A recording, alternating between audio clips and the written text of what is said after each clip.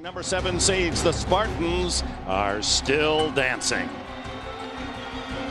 The eyes of Texas are on the number 1 seeds, the Horns, and their coach in uncharted territory. But Player of the Year TJ Ford is primed for a march to New Orleans. The champion's dream continues for the Spartans of Michigan State and the favored Longhorns of Texas.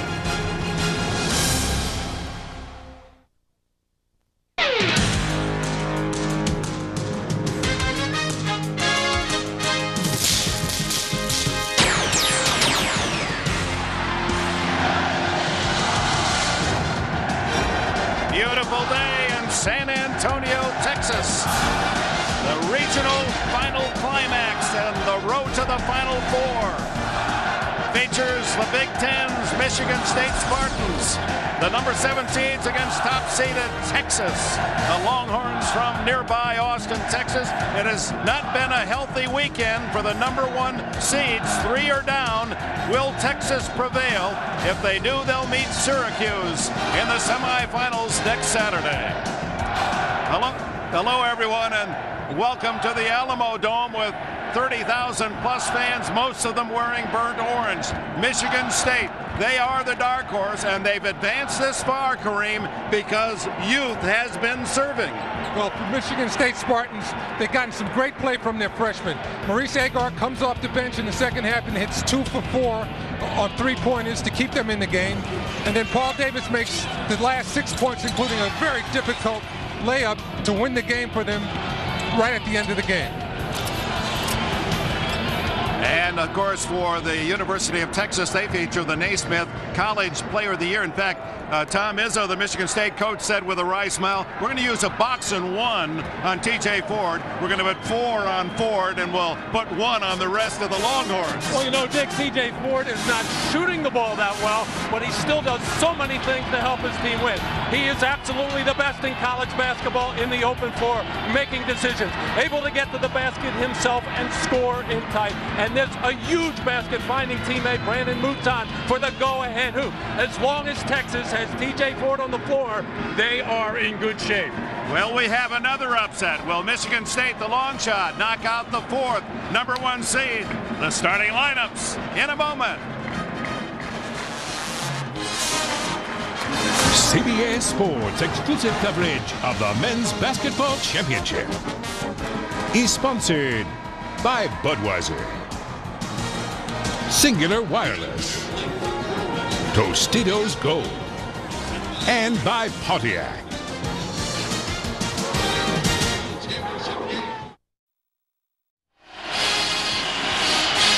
Downtown San Antonio, Texas, the Alamo Dome, right in the heart of the city. And we're ready for the 4th regional final. Tom Izzo, what a job at Michigan State, the NCAA champions in 2000, trying to get them to the Final Four 4 times in 5 years. And here's the lineup that he'll put on the floor. Alan Anderson, Aloysius Anaganye, Erasm Warbeck on the front line. They like to pound the board. So does Texas. Chris Hill is their leading scorer at 14 a game, and Kelvin Torbert, their best defender. Rick Barnes, he's coached at Clemson and Providence, now his 5th year at Texas. He's never taken a team this far. This team is number 1 in the South. Brad Buckman and the rebounder, double-double man, James Thomas on the front line. With Mouton, he had 27 in the win against Connecticut. All-America TJ Ford and the top defender, Royal Ivey. Joining us at courtside is Armin Katayan. Thanks, Dick. A huge crowd here, some 30,000 Texas fans in the stands. But ironically, Tom Izzo feels it might work in the favor of Michigan State. He said, I fully remember the pressure of being the number 1 seed in the regional back in 2000, playing Iowa State, essentially a home game at the Palace at Auburn Hills, Michigan. So much pressure associated with that. He said, I'd love to go deep into this game today and see how Texas lives up to all these expectations, Dick. Back to you. All right, Armin, nothing like a quiet partisan crowd in the eyes of Coach Tom Izzo. They're the officials, Gerald Boudreau, Bruce Hicks, and Michael Stewart. Back to Bruce Hicks, working today, but so are his sons, one of those in the U.S. Air Force in Iraq. More on that later. Texas in white, Michigan State in their green. And Texas will get the first chance. Rebounding will be a key. Both teams and their coaches proud of the way they bang the boards. TJ Ford, Torbert on him. What a matchup. Best defensive player for Michigan State against the electric TJ Ford. Thomas way outside, and Anaganye takes the rebound. Torbert, and Ford draws him. He's 6 inches taller than Ford. Chris Hill for three. Way off the mark. And out of bounds to Texas. Well, Michigan State will be very happy if James Thomas hangs around the perimeter and launches jump shots all day. I don't think that's going to happen. He is an exceptional offensive rebounder, and there's going to be a lot of beef coming up against one another in and around the basket. And both coaches are blessed with a deep bench on that front line. They can play with 4 off the front line. Mouton, who is red hot against Connecticut, rattles out his first three-point attempt. Anderson the other way from 15. Lorbeck flies in for the rebound. Inside to Anaganye against Thomas. Looking for help. Gets it to Lorbeck. Man-to-man, Texas. Both teams will use a zone only occasionally. The Slovenian freshman, Lorbeck, inside to the senior Anaganye. The jump hook is there, +1.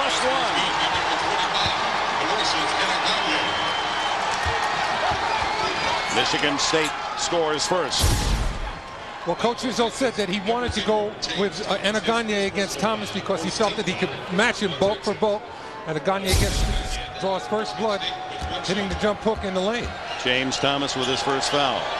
Anaganye does not score much, as you can see, but he is a key ingredient in terms of rebounds, and Thomas can't pull in the rebound, and Michigan State has a chance for a 4 or 5 point trip. Anaganye will inbound. The Alamo Dome. What a terrific sight, this regional final, and of course this will be the home of the NCAA finals a year from now. Hill back to Lorbeck, and the Spartans will be patient. They'd like to play this game in the 60s against a team that averages over 80 on the season. Texas getting in their zone defense on the underneath out of bounds play and staying with it. Ball deflected, it goes off TJ Ford's head and out of bounds to Michigan State. Won't see that often. Texas's zone is taking away the interior passing lanes for State. They're going to have to move the ball around the perimeter and be patient if they're going to get good shots against this defense. Well, State saw plenty of zone from Maryland the other night and had some problems with it because Maryland was really only concerned with Chris Hill on the perimeter.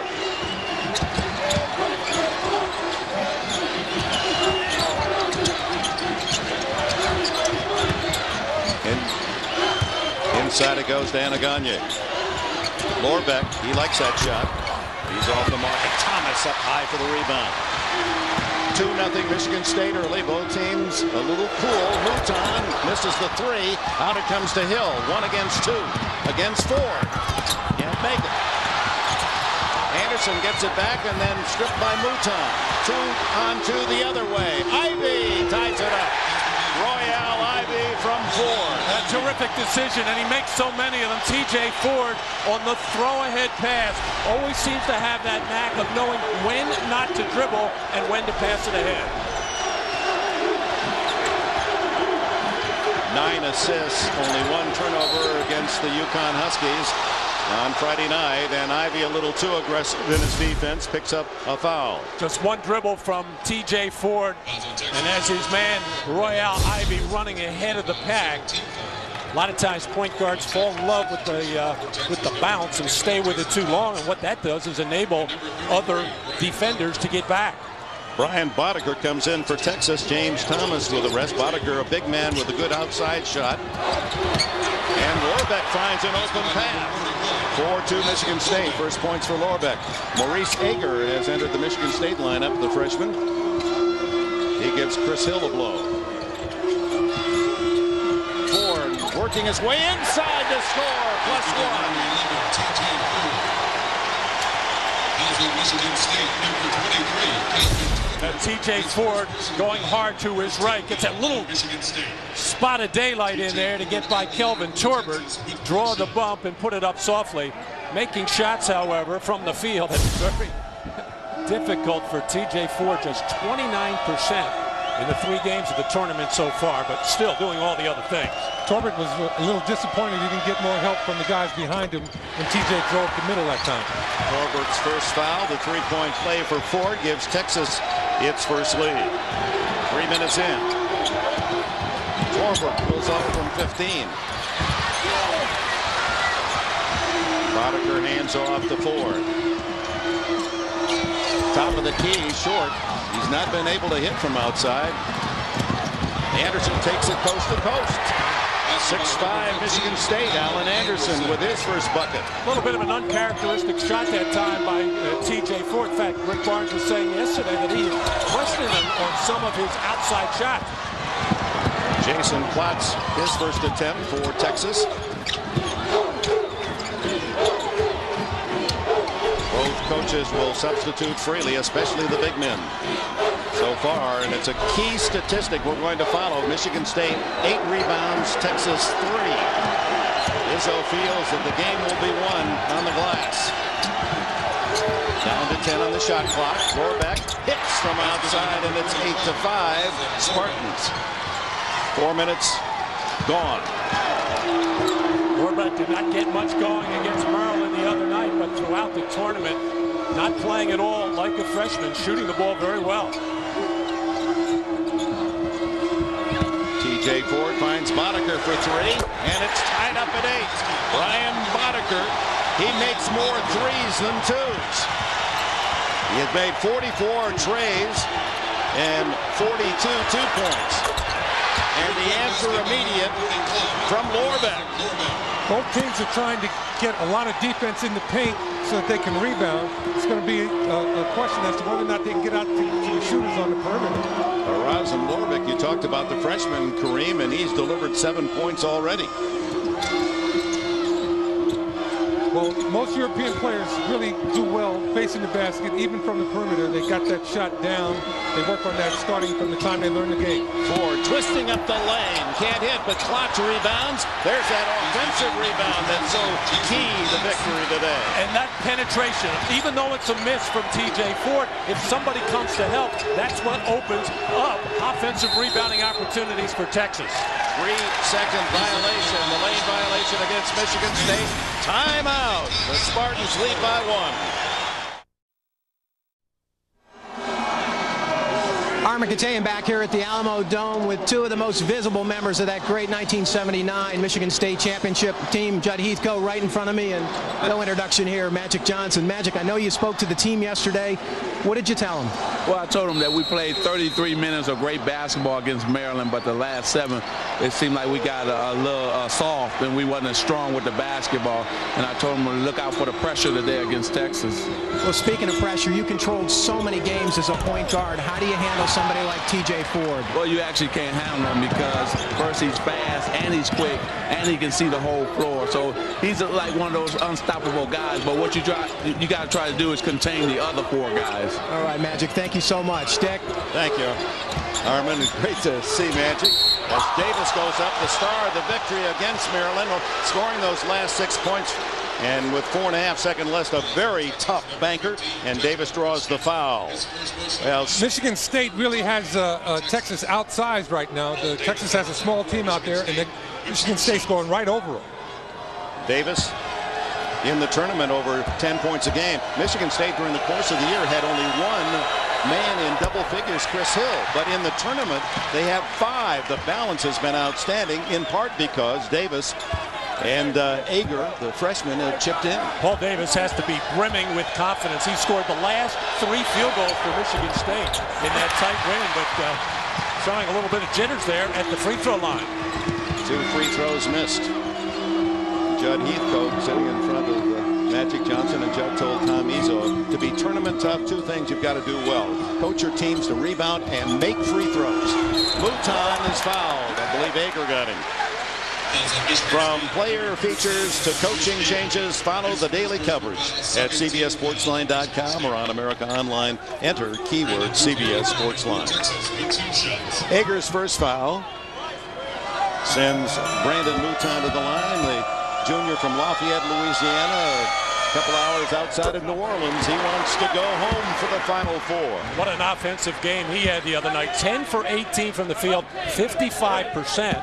The rest of the team, the Texas Longhorns, shot 27%.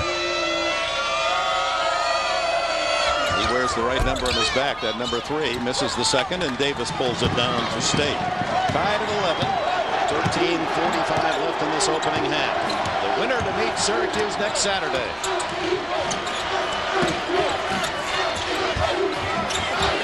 Adam Ballinger, the big redhead at 55, is in for the first time. Hager pulls away with a jumper, misses everything. Ballinger free as Hill for 3. So an escape 3 for Hill off the loose ball. He has his first points. At the other end, Sidnell Harris in for the first time. He too likes the outside shot. Steal by Mouton. They'll go the other way. Ford finds Harris. What a pass. 14-13 Michigan State. Bad turnover on the break that time by Chris Hill. They use him as a point guard some along with Alan Anderson, but he showed you there why he is not in the middle of the break, trying to throw that soft pass across his body, leading to a fast break the other way.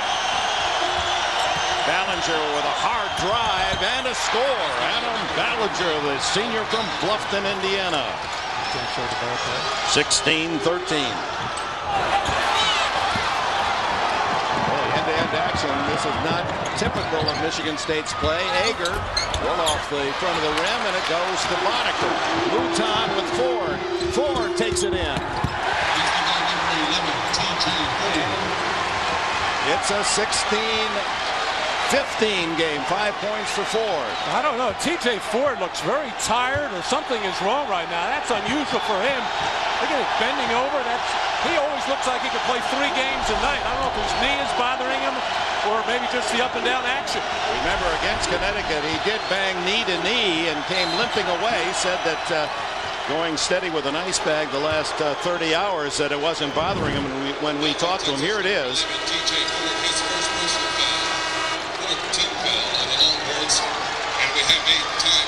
You see Ford limping away. It was Ford on that last foul, his first. We have a break.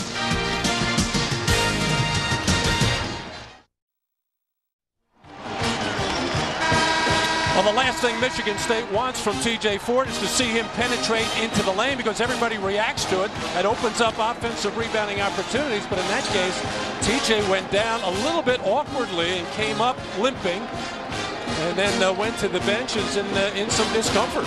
Yeah, normally he would not be taken out this early by Rick Barnes, so that leg is bothering him. We'll get Armin on the case. Michigan State with the ball in a 1-point lead. 8 minutes have been played. Inside to Davis, and rejected by James Thomas, who had 23 blocks on the season.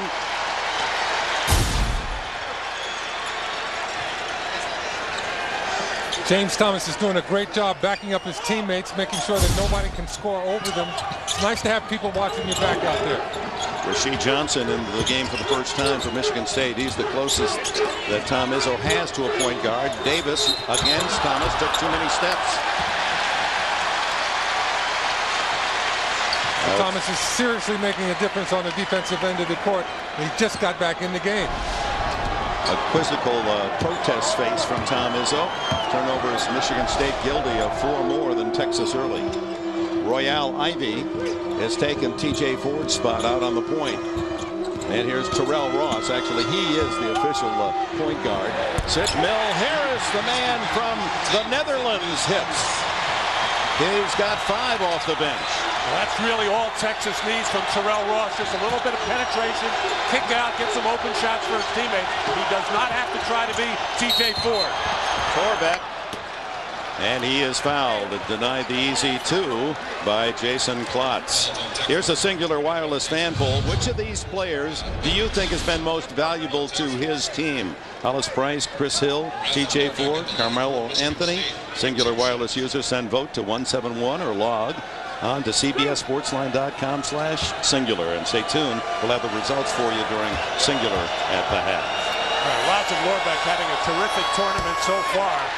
He's now 16 for 29 from the field, 5 for 9 from beyond the arc, but he has not touched the ball in the last 2 or 3 minutes. He came out with a hot hand. Michigan State has to find him. He'll be easy to find because he likes to work out on the perimeter.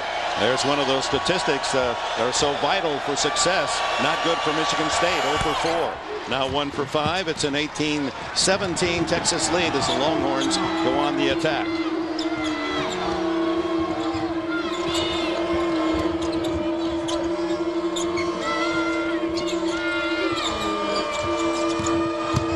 Drive by Harris. He's feeling it. 7 points for him.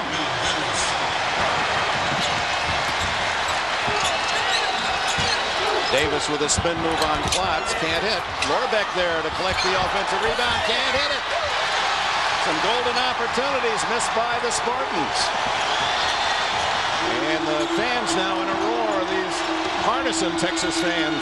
It's only 80 miles from here to the Austin campus.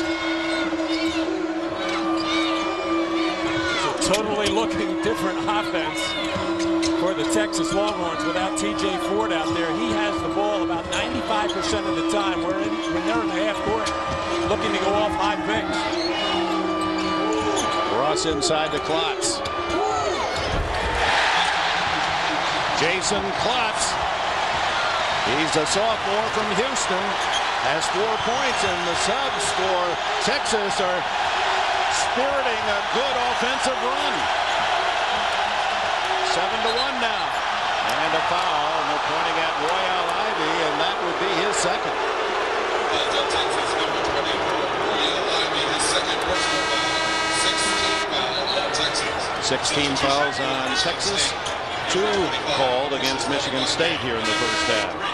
Davis goes out. Tolbert returns for the Spartans. So it'll be Anderson, Johnson, Rasheed Johnson, not Magic, Torbeck, Aloysius, Anaganye, and Torbeck on the floor for Michigan State. And now T.J. Ford back.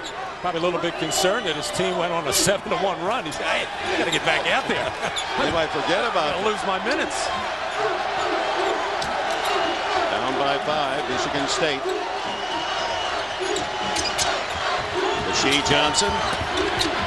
The drive inside, misses another close-in shot. Anaganye with men all around him. Makes it in. 22-19, Anaganye. He has 4. Outside is Harris, and Sid Mill Harris from Hoofddorp, Netherlands, has 10 points to lead all scores. Well, he's an outstanding three-point shooter, Dick, and I think the fact that he got a driving layup to take the lid off the hoop for him, now a little more confidence on the outside shot. Looked as if Klotz hit the ball last, out of bounds to Michigan State. Sid Mill Harris coming off the little dribble handoff, shoots 37% from beyond the arc. He is the best shooter on the team and an improved defensive player as well. It's just tough to get playing time with all these talented wing players that Rick Barnes has at Texas. Bad news for Tom Izzo's team is they're down by 6. The good news is they're out rebounding on the offensive boards. Texas 8-1. Coach Izzo yesterday told us that he expects to get 50% of his team's misses on the offensive board, and it seems to be working for him so far in this game. But they're unable to score on the putback as Anderson on the drive and 1. Alan Anderson shooting through the Texas defense.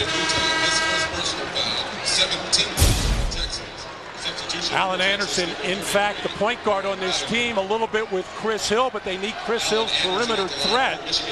So Alan Anderson plays the position much like a point forward, and he can put it on the floor and got good length on his finish. Looking for his 5th point of this first half, and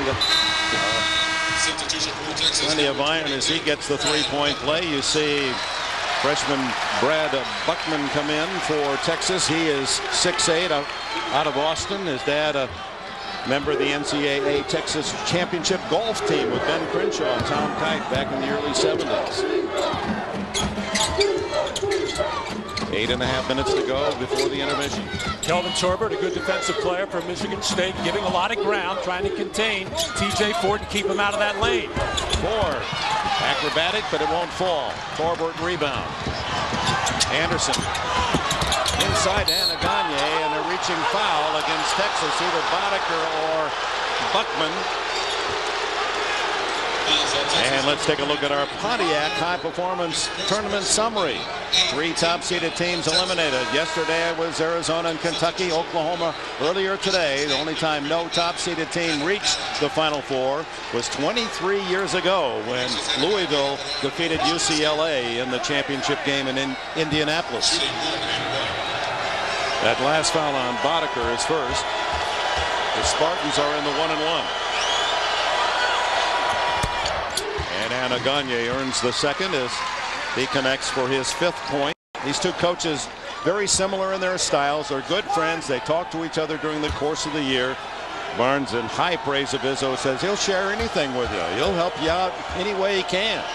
He wants the game to be better.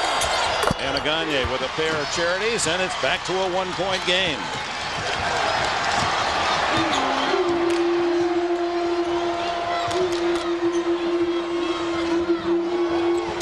Way outside is Brandon Mouton, and the 3-point shot for the Texas Longhorns has been crucial.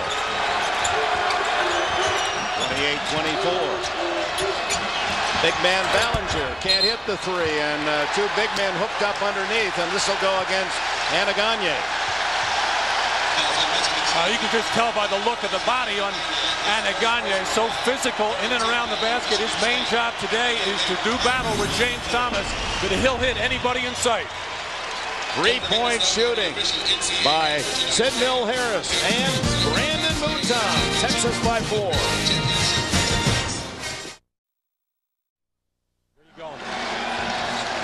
28-24 Texas. The Longhorns 4 of 6 from 3-point range has been crucial. The rebounding, Tom Izzo would have to be pleased, but those offensive rebounds are only good when you can put them back and score. And the Spartans have missed several chances close in. 7:45 left in this opening half. The final spot in the Final Four hinges on the victor here. Texas, as you saw, not that successful from the floor against Connecticut, over 50% against the Spartans. Proudly have been very tough, under 40% in the tournament. And Boddicker hits another inside the line for Brian Boddicker, who has 5. And it matches the Horns' largest lead, 6. Boddicker only shot 2 for 5 on Friday night. He called his roommate back in Texas after the game. He said, hey, take a look under the bed, see if you can find my jump shot. The press asked him, well, did your roommate find it? He said it was in the mail.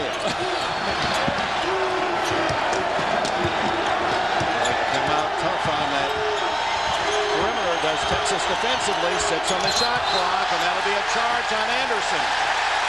Izzo can't believe. Yeah, that was an important call, Dick. That was T.J. Ford stepping out. I don't really think he was set. Had the foul been called against Ford, that would have been his second. Ford, who was strapped with 4 fouls in the middle of the second half on Friday night, had to sit out about 5 minutes. And in that period of time, Texas's lead of 8 was whittled away to a tie game. And then Rick Barnes hurried him back in. Texas on a roll. They made 7 of their last 8 shots.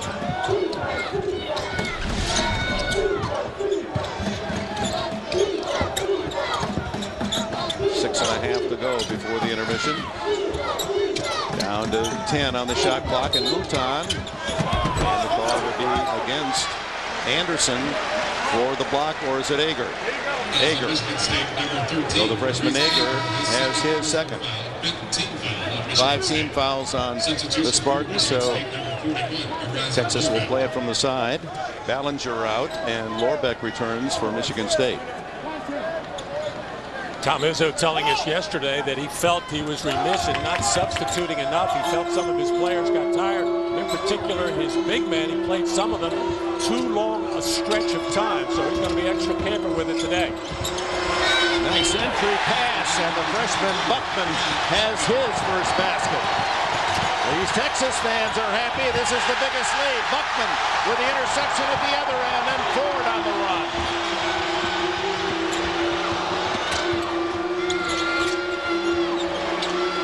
Surveying the floor, nothing open. Oh my, Brian Boddicker, another three, and Texas has jumped out to an 11-point lead.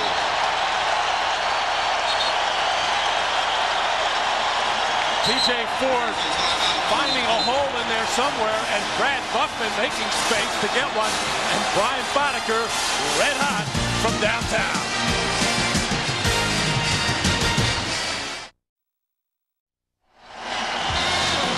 We're back with a reminder Monday on CBS. Dave is back. Don't miss David Letterman's return to the Late Show with super guest Billy Crystal. That's tomorrow night on CBS, America's most watched network. Well, the Texas Longhorns, who are up by only one at 25-24, have scored 10 consecutive points and have now jumped out to a 35-24 lead. Where will the scoring come from for Michigan State? Now they pinch on Warback, and it's deflected out of bounds off Texas. Texas now a couple of times coming out of a timeout with that zone press. I don't know. That kind of opens things up for Michigan State if they can get the ball into the middle of the floor. When they just have to run half-court offense, they really struggle to find a good shot. Here's Hill, their best outside scorer, and Gagne, and Tolbert takes the three. Now they're going to call it a two. Foot was on the line. 35-26. That ends that 10-point run. That'll work. Anytime you get the ball inside, defense will collapse. It's just that other than Chris Hill, the Spartans are not particularly good shooters from the perimeter other than Warbeck. Tolbert, the man who made that last shot, his game is driving and slashing in. The Texas Longhorns can't miss. Mouton now with 6. Speaking of driving and slashing, Brandon Mouton seems to know a little about that himself. Warbeck. Little hesitation. Texas fans thought there was an extra step or two. It was not a thing of beauty. However, Erasmus Lorbeck made it work.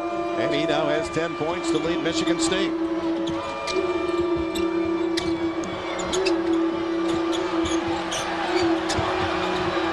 Lorbeck and Buckner are in a real pushing match under the hoop.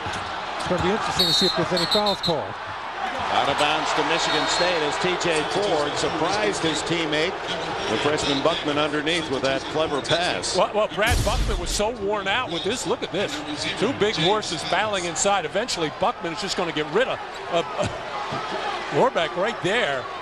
And then by the time he's ready to catch the basketball, he didn't have the strength to hold his arms up. Now they're letting him play on the boards. Both teams very physical. Jim Calhoun said, I thought Pittsburgh was the most physical team we'd seen all year until I played Texas the other night. They win #1 in terms of their power and energy on the boards. Davis, another close-in shot missed, and that has really been the Achilles for Michigan State this first half. They've had a lot of good looks, a lot of in close. They can't hit. Mouton outside, finally misses. Tolbert on the run. Michigan State sometimes suffers from not having a real point guard. Chris Hill sometimes makes mistakes and gets turnovers because he's not used to playing that position. Davis inside over Thomas, and the freshman Davis makes it 37-30. No mistake there. That time Chris Hill put a little more steam on that entry pass inside. He's already had a couple of turnovers because of the soft passes, but I'm sure Tom Izzo and his staff have reminded him about that. 3.5 minutes to go. Inside to Thomas. The block by Lorbeck, but a foul on Lorbeck. Chris Hill should always be a good post feeder because you have to honor his perimeter threat. He's a terrific outside shooter and a three-point shooter, so he always should try to get himself in that post entry feed mode. I see James Thomas at the other end. Get the feeling that Rick Barnes plays him sparingly in the first half, tries to get him out of there without getting him in foul trouble. Look at those shoulders on Thomas. When compared to a coat hanger upstairs. He's averaging 11 points and 11 rebounds on the season, leading his team in double-doubles with 16. As you see, the freshman Ager returning to the backcourt for Michigan State. He was named the Big 12 All-Defensive Team once again this year. He describes himself as a passionate rebounder. Yeah, Bobby Knight's favorite player. That speaks volumes. Can't hit the second, and Davis with a rebound. 38-30 the score. Syracuse awaits the winner, and Jim Boeheim will get another chance. Taking the Orangemen to 2 finals, only to be disappointed in the final game of the year. Lorbeck, the jump hook, and it's not there. Thomas is. Look at Ford, hurried the ball into the forecourt. Boddicker left alone. He's deadly. Brian Boddicker, he's found that shot. It arrived in the mail. 11 points for him. Boddicker can get that shot off because everybody is so concerned about TJ Ford's penetration that they all sink to the paint, and he's wide open on the perimeter. Davis against Thomas. Over Thomas, scores again, and Paul Davis, you can see him mature before your eyes here during the tournament. Texas, how hot are they? They've missed only 2 of their last 13. And Thomas and Lorbeck with Davis, and a foul's on Michigan State. It's on Davis. His first. Tonight, CBS presents the action-packed martial arts blockbuster hit Jackie Chan, Lucy Liu star in the network premiere of Shanghai Noon. Tonight at 9, 8 Central on CBS, America's most watched network. Boddicker gets a big hand as he goes to the bench, and he really deserves it. He's coming up big here in this game. Sidnell Harris, who jumped off the bench and scored quickly for Rick Barnes' team. He too comes back. Texas hitting 6 out of 8 from outside the line. Against UConn the other night, James Thomas just 2 for 9 from the field, but he did live at the free throw line, hitting 9 out of 13. And of course, he was just a beast on the boards. 7 offensive, 15 overall. Thomas can't hit the front end of 1-1. Both teams in the bonus. 8 fouls called on Texas, 7 Michigan State. Hager. Plenty of arc. That was up there around the scoreboard clock. Plenty of arc and a little bit of glass on that. 41-34, Michigan State within 7 as we approach the 2-minute mark left in this opening half. Longhorns from the powerful Big 12, as we have seen throughout this tournament. Kansas is in the Final Four. Oklahoma denied earlier today. Off balance, and the rebound to Ager. Numbers aren't there. Hill will bring it in. Well, that was a terrific defensive sequence for Michigan State. You would think Tom Izzo would like to bottle that and get that the majority of times. Really had Texas standing around. Davis can't get around Thomas, but does draw the foul. Second on Thomas. Fans boo, but actually the contact was made earlier before the whistle. A reminder coming up on Singular at the half. Greg Humble, Clark Kellogg, and Quinn Snyder will get you caught up on the latest tournament news. They'll take a look at the 3 teams already with their tickets punched for the Final Four in New Orleans next Saturday. And will it be Michigan State or this top-seeded Texas team that joins that Elite Four? And Davis misses his 3rd straight free throw. Buckman back in for Texas, and with 2 fouls, Thomas will sit down.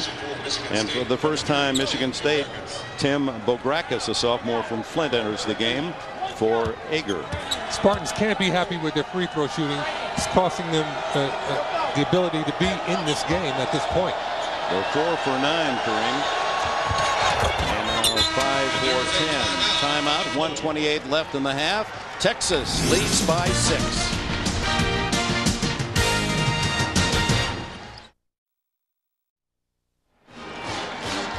As Quinn Snyder in our New York studios would attest, that 3-point shot can win you a lot of games, a lot of battles. And look at Texas, 6 for 8 in this first half against a team, Michigan State, that allowed only 23% 3-point shot successfully in the tournament. Well, the threat of TJ Ford driving the paint and getting in for a layup really makes the Michigan State defense collapse. And the 3-point shooters for Texas are ready and ready to go on the perimeter when that happens. Yeah, the value of Ford, already the Naismith Award winner, is the top National Player of the Year and a top candidate for the Wooden Award to be announced later. Doesn't always show up in the score sheet. Ooh, collision between Bograkis and Sidnell Harris. Yeah, for whatever reason, Sid Mill-Harris started to creep inside that three-point line on the penetration of TJ Ford. I think TJ wanted him to stay out to keep that spacing going. And then, of course, the collision there. So it's 1-1 for Sid Mill-Harris. Interesting young man who speaks 4 or 5 languages. Dad is a very popular musician in the Netherlands. Found his way here to Texas. First ever European-born player to play for the Longhorns. Anderson comes in for Bograkis, who was used as a spot player by Tom Izzo. His hustle and his defensive play is what he gives the Spartans. You know, Texas was knocked out of the Big 12 tournament by Texas Tech, and I don't think they've played their best basketball yet in this tournament. It is still ahead of them. They're capable of playing much better, and it's usually when they're getting out and running, getting in the open floor. And so far, Michigan State has kept them from doing that. In the final minute, Texas with an 8-point lead. Hill had an early 3, but nothing since, and bumped inside. Quickly raising his hand was Harris to save TJ Ford. They were both in the pinch, and it is Harris, his first. Well, what an offensive game he's given Rick Barnes. Leading all scorers with a dozen is Sid Mill-Harris off the bench. Sid Mill was probably disappointed because Hill was going to his left. Really wasn't a strong offensive move for him, and he shouldn't have fouled him on that one. Chris Hill, an academic star as well, with a 3.90 GPE. Rising academic All-America, 3rd team. And again, another free throw rattles out, and 5 for 11 now the count for Michigan State from the line. I was asking Chris Hill yesterday how he deals with the loud corrections that he gets from Tom Izzo, and he said, I listen to what he says, not how he says it. That's a smart kid. Yeah. He's from Indianapolis. Producing such fine point guards. Jason Gardner out at Arizona, and Chris Thomas at Notre Dame. And this young man, not a true point guard. He's a number 2, but he's had to play that role. There should have been a player at Michigan State. Marcus Taylor would have been a terrific point guard for this team. He think about a couple other players. Jason Richardson, Zach Randolph would be on this team had they stayed. They would all be eligible had they stayed. Frightening. Michigan State. Oscar Robertson is from Indianapolis also. There you go. Are they going to say Oscar would be on this team? There's about a 9 to 10 second difference between the shot clock and game clock. Ford, and he traveled. A rare turnover committed by Terrence Gerard Ford. Well, Michigan State will get a final shot with 15.5. Johnson and Bograkis out, and they Hill and Torbert in and Davis in. And you see countering is Terrell Ross for Texas. And Ford will sit down with just seconds remaining in the half. It's a big trip for Michigan State. A basket here, and they go to the locker room down only 5.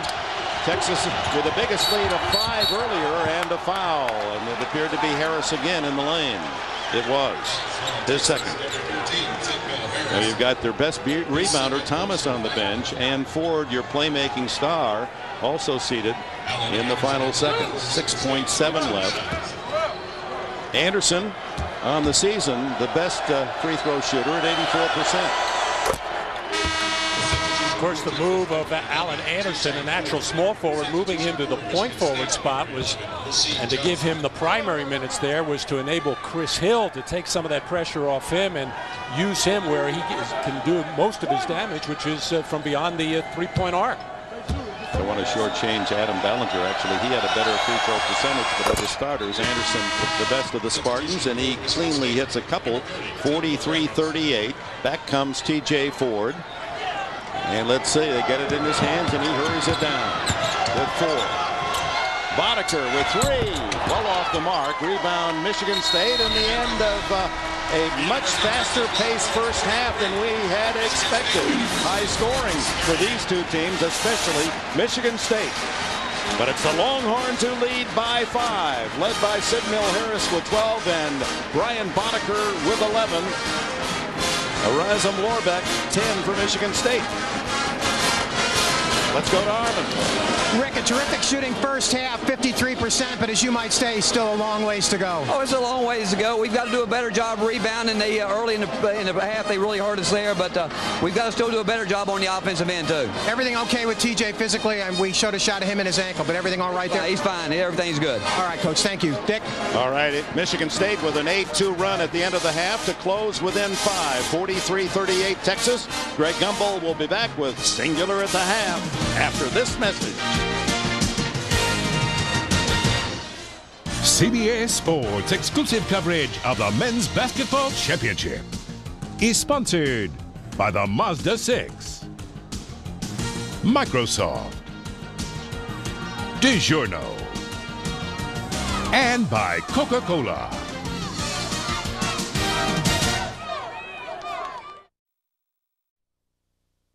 CBS Sports presents Singular at the Half. Singular's wireless polling allows you to get into the game.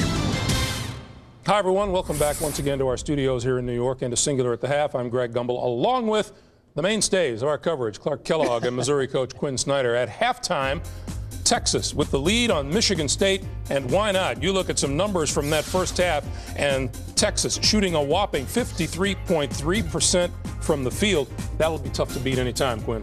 It will, and you game plan for TJ Ford, and in trying to take him away, you give up something, and they're giving up a lot of threes. Texas's shooters are knocking them down. Yeah, 6 of 9. All right, so show us what you saw out there in the first half as far as TJ Ford is concerned. Well, he's so good driving the ball to the basket, and one of the things that makes him so difficult coming off screen and roll right there is his ability to finish at the rim. He gets in there and he can make plays, and then again, you sag in the paint to try to take his penetration away, and Boddicker stretches the defense. He had a big half knocking down threes, and the last way he gets you is when he misses. They rebound his misses so well. Yeah, he opens up lanes because he gets in there, your defense collapses, you're trying to help out, and then guys can get to the offensive glass. But I was really impressed with Michigan State, Greg. I thought they went with the game plan they needed to go with, which is play the transition game. But they've got to do it effectively, and early on they did. Clean rebound. Anderson doesn't need an outlet pass. He can take it himself, rake it, take it right to the rim. Well done, Michigan State. Another opportunity here, not executed quite as well. Chris Hill, not really comfortable making plays. He's a spot-up shooter. There's the turnover. And Texas, when you turn it over, they'll put points on their side of the scoreboard. And Michigan State's going to have to stop giving away those easy ones and missing the easy ones at the free throw line as well. Exactly, 5 of 11 in the first half. Earlier today in Albany, the Syracuse Orange Men advanced to New Orleans. There you see in transition, Hollis Price hits a three-pointer. It's a 15-point Syracuse lead. Carmelo Anthony was splendid. 17-point lead for Syracuse after that three.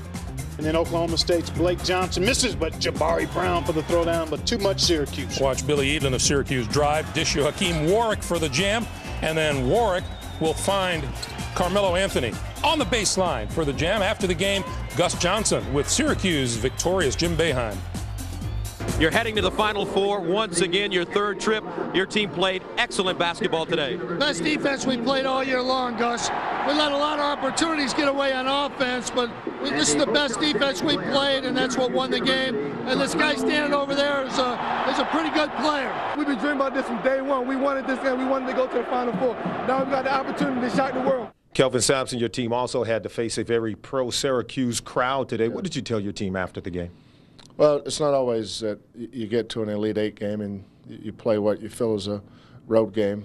Obviously, there was a lot of advantages there for Syracuse, but you know what? Give Syracuse credit. They took advantage of their crowd. You know, we didn't play like we've played all year. Obviously, we're a much, much better team than we played today, but I thought Syracuse was sharp.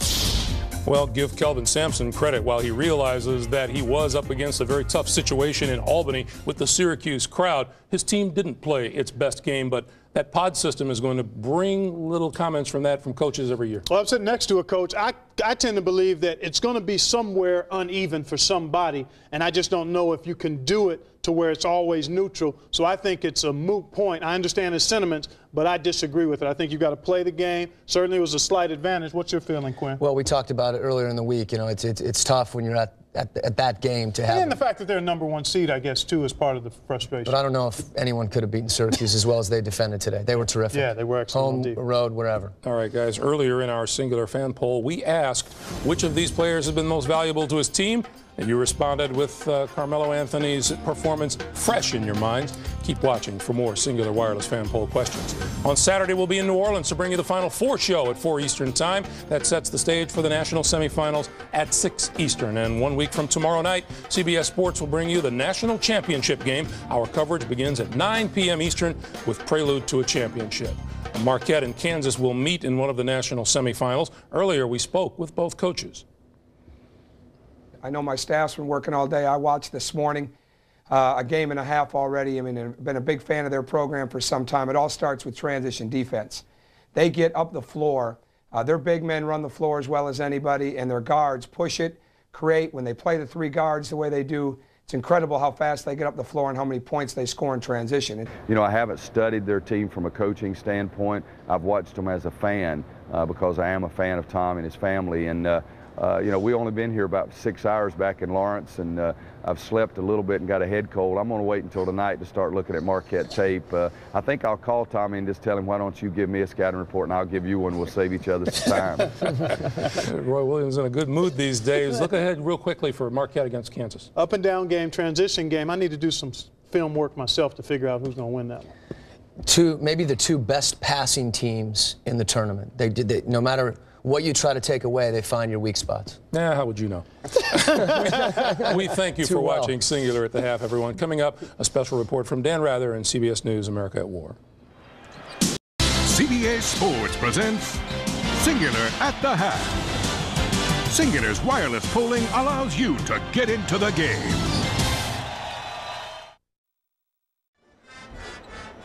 CBS Sports exclusive coverage of the Men's Basketball Championship is sponsored by Chevy Trucks, Wachovia Securities, Code Red, and by Anger Management.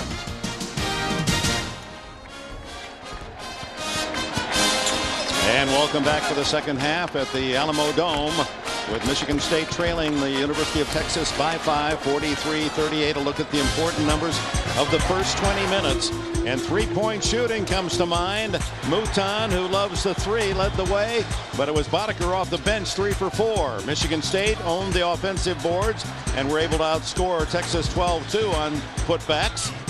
And assists, TJ Ford was 7. The entire Michigan State team with 4.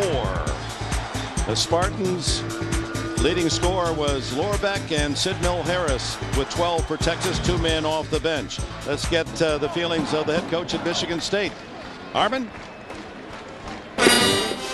Tom, not exactly Michigan State basketball in the first half, but still only down by 5. Well, I think that's a good news, Armin. You know, we shot very poor from the free throw line, which we haven't done, and we didn't guard anybody. I mean, we gave all 3 of their shooters. Any guy with a 3 on his jersey is a shooter, and every one of them made shots. I don't know why. What do you do here in the second half? Well, we're gonna clamp down defensively, and that's the way we're gonna have to win it. We've actually had a pretty good offensive half for us, but defensively, we've just been non-existent. Give Texas some credit, give us some blame. All right, Coach, thank you. Dick. Typical Tom Izzo. He could be leading 100-0, but he wouldn't be totally happy. How about Michigan State? What do you feel they have to do to win this game? Well, Michigan State is not playing their style of game. Texas is playing their style of game. They're able to run the court. Michigan State is gotten stuck in trying to hit outside shots. It's not working for them. And for Texas, you have to be impressed. Well, yes, and they shot the ball very well from beyond the arc, but they can't rely on that. They'll have to do a much better job on their defensive board, and you figure they will with James Thomas playing more minutes. And in watching TJ Ford warm up prior to this second half, it still seemed as if he was favoring that knee, although we yelled out to him and asked him, oh, no, it's okay, but didn't seem to be running fully 100%.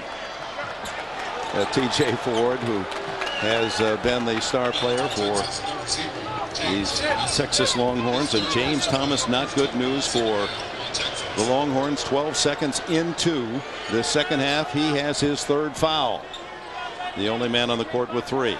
And Brian Boddicker strips off his jacket. He'll be coming in shortly. There's the horn. Now, so much for James Thomas getting a lot of rebounds in the second half. He's going to have to sit for a while until things turn for Rick Barnes. He's such a valuable guy in there, especially with the penetration of TJ Ford, who draws the defense. That opens up offensive rebounding opportunities for a guy like Thomas. Offensive rebounding for The Spartans at 8-2, and their percentage of scoring 53% off those offensive boards. And that has been key to keep Izzo's team close. And a whistle away from the ball, and a holding call against Buckman, and the fans don't like that. So 2 quick fouls in 22 seconds. And that looked like pretty much a touch foul. Buckman, who rarely complains, unhappy with that call. Now the officials, who I thought let the players pretty much play in that first half, and of course you don't want to change that here in the second half. It totally confuses the players. Torbert, Anderson, Lorbeck, Anaganye, and Hill, same 5 that started for Michigan State. Ivy, Buckman, Boddicker, Mouton, and Ford for Texas. Hill tries a 3 early, and the rebound to Buckman. He wanted a foul on Lorbeck. Mouton at the other end. Nice start for Texas as Brandon Mouton now has 8. Look how quickly Michigan State comes back the other way. Now I think it's going to be Chris Hill trying to pull down T.J. Ford on that foul. Ford was on his way to something special and may have saved an easy basket. That 3-pointer for Brandon Mouton. Actually, he was relatively quiet in that first half, but picked up nicely by Sid Mill Harris and Brian Boddicker, who shot the ball very well from downtown. Opens the second half with a deuce, and it's 45-38. Ivy. Strong, too strong off the glass, and Lorbeck able to pull it away from the Longhorns.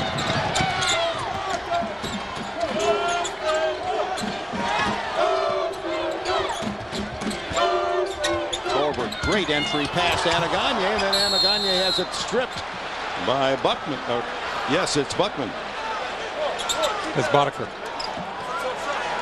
Brian Boddicker able to reach in and slap it away.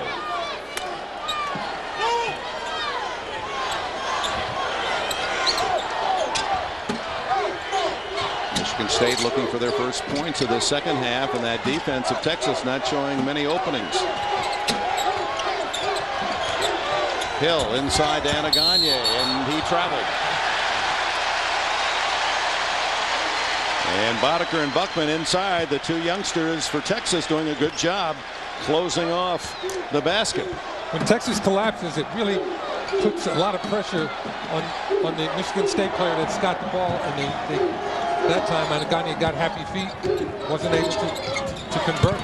Mouton can't hit the 3, and a push off on Ivy or not? We'll see. They're going to call it against Hill. Yeah. So Chris Hill has his second foul. Second team foul on Michigan State. Offensive rebound goes to Texas, and T.J. Ford will play it in from the baseline. Well, Tom Izzo stresses rebounding so much, not only to his big people, but to his smaller players as well, because nobody gets huge numbers for this team. They rely on everybody to pretty much gang rebounding. So Chris Hill just grabbing on the Ivy, not wanting to give him a second shot opportunity. Mouton spins for a 3. And a wrestling match inside, won by Texas, out of bounds to the Longhorns. Go to NCAAsports.com, folks, for in-depth coverage of every NCAA championship, including updated brackets and recaps from the basketball tournament regional finals. It's all at NCAAsports.com. The Longhorns now with their 3rd chance in this sequence. Yeah, time of possession. Long. And Boddicker fires short. And Buckman saves it. 4th opportunity. And Ford says enough of this, and can't quite twist it in, but does draw the foul. And with the officials a chance to talk about Bruce Hicks. Hicks has 2 sons in Europe. There's Bruce. One son is in the Air Force, a crew chief, Keith. He's in Iraq. Another is in Germany waiting his orders. Marcus Hicks, he's in the Armor Division of the U.S. Army. Here's Dad working a college basketball game, important one at that, but you can bet as soon as he gets back to the hotel, he's going to call home and see if there's any email, any late word from his sons. They're all just an arm's length away. Well, Maurice Ager, who committed that last foul, he's the first Spartan with 3. Back to a 9-point lead. Ager pulls up and hits. Well, every time Texas has gotten to that zone trap after a free throw situation, Michigan State has gotten the ball in the middle and has gotten a good look. I don't understand why Texas goes to that defense. Inside, and Anderson and Davis were. Matty, I'm pretty sure that they're going to the zone trap because of the success that Maryland had in throwing State totally out of their offense. Alan Anderson picks up the foul, his second. And Brad Buckman moves to the line for Texas. This big 6'8" freshman from Westlake High School right in Austin near the Texas campus. And the key for Rick Barnes, and he has been preaching this sermon throughout his 5 years at Texas, is we got to keep our great players at home. We're going to build a program based on the foundation of Texas high school players. And of course, TJ Ford and Buckman are pretty key players in that regard.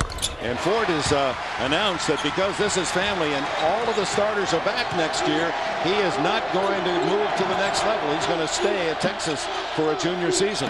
Just think that they could have added Emeka Okafor to that list of Texas players that could have stayed here. Okafor, the sophomore at Connecticut from Houston, Texas.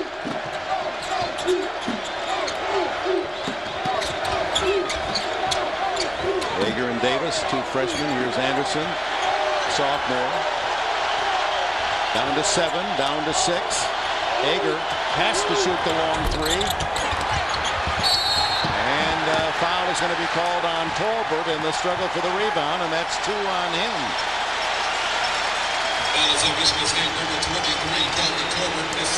Well, one of the things I'm noticing, the first half, TJ Ford looked a little bit gimpy out there, was not himself. Since this second half has started, he seems to have that hop in his step back, got that little second gear to go to.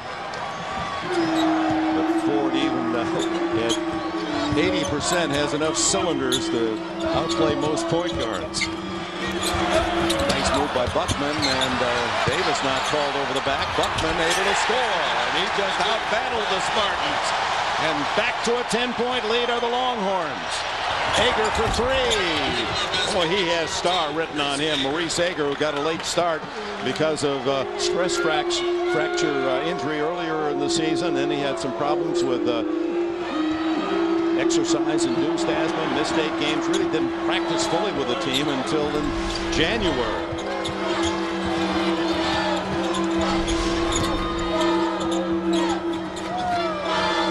Ford with Tolbert. Tolbert with a block. And Davis picks it off for Michigan State. Davis. And he is fouled. Both Boddicker and Buckman were there.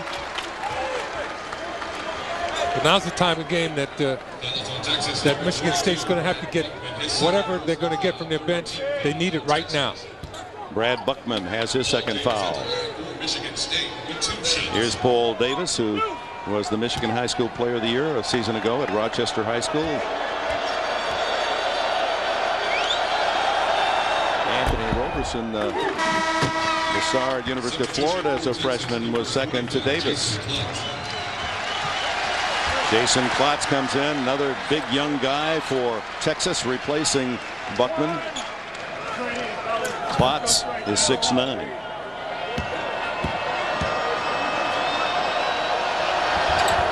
Davis hits a pair. Texas leads by 5. Timeout.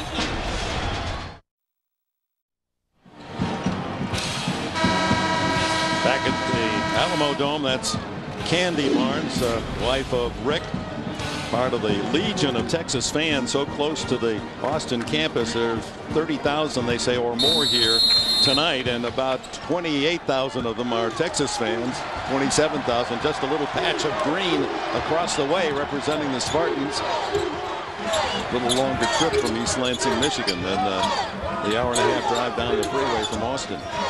A number of the Michigan State players slammed the hardwood. Nice pass, Mouton to Boddicker.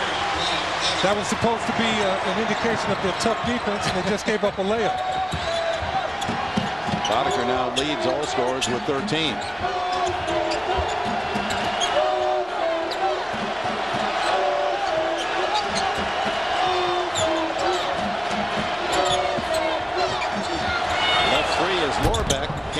three.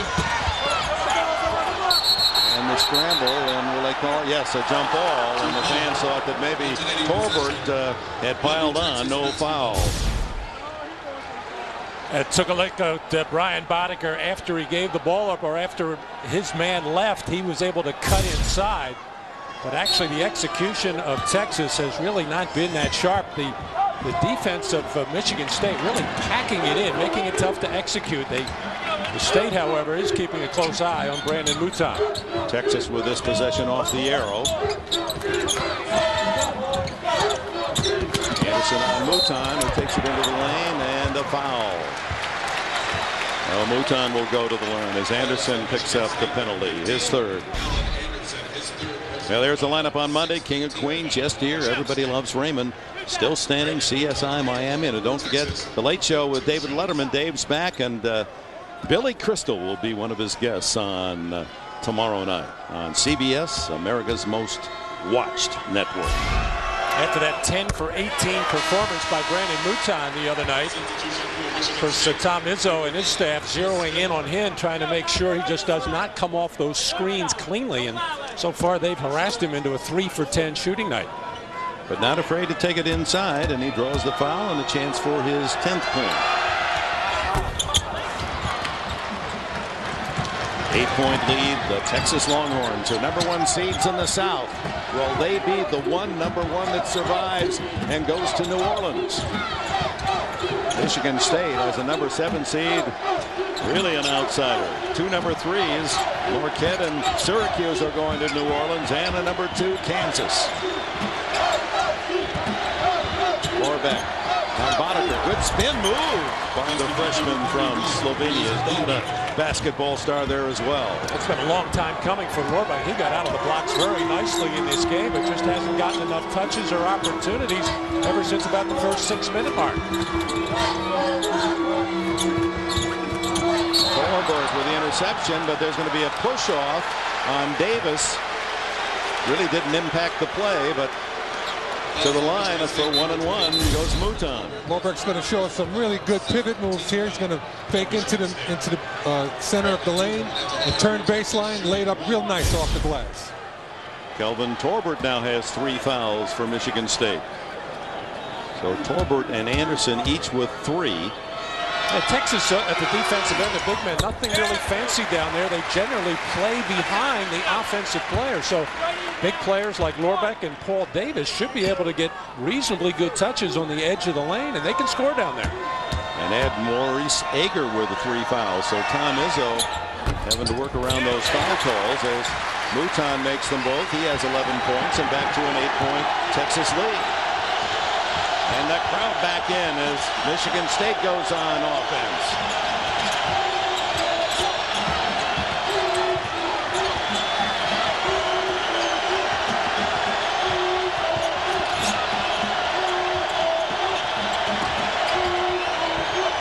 Shot clock down to 10.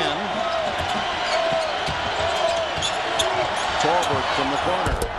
That's normally not his shot, but it pays off for 3. 5 for Torbert.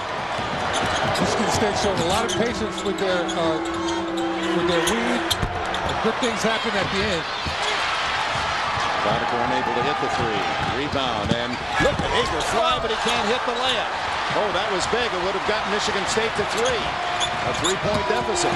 Ford at the other end, and he's fouled.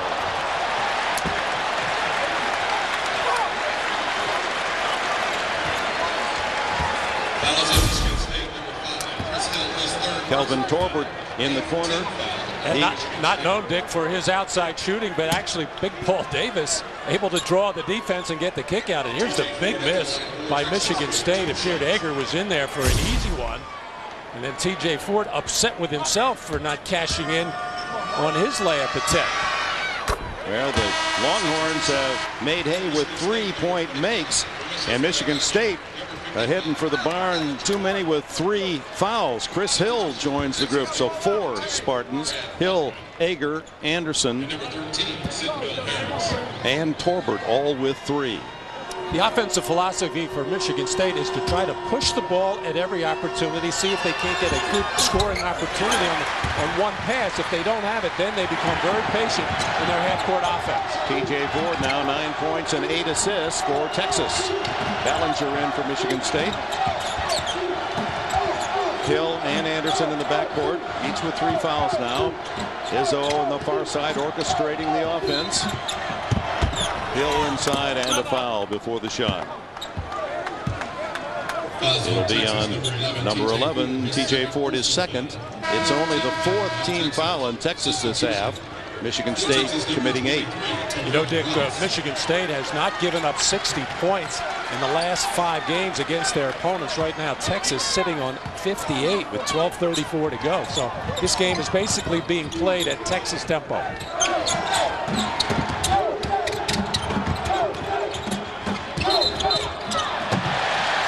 And a whistle, and a travel goes against Michigan State. 10th turnover, and it has cost the Spartans in the first half as Texas points off turnovers 12-2.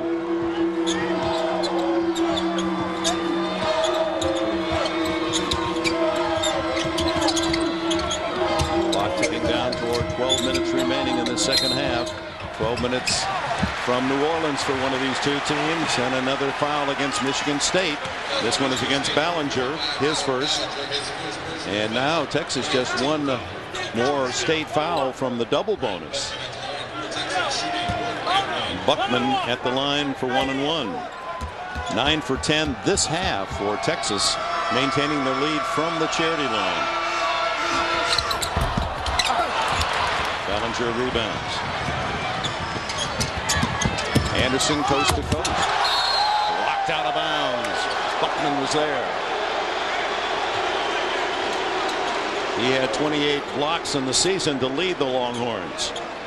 Alan Anderson very good in the open floor, but he predominantly goes to that right hand time and time again. Way outside, and that's a backcourt violation.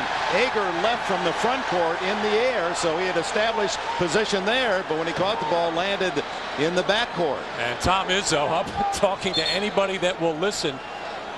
And Gerald Boudreau coming over to help out. He left his feet from the front court, and the momentum of the pass took him into the backcourt. And for it to be a backcourt violation, you have to have the ball in your hands in the front court. You have to establish your position. Right? Just because he's in the front court, he hasn't established his position in the front court. And they'll change the rules.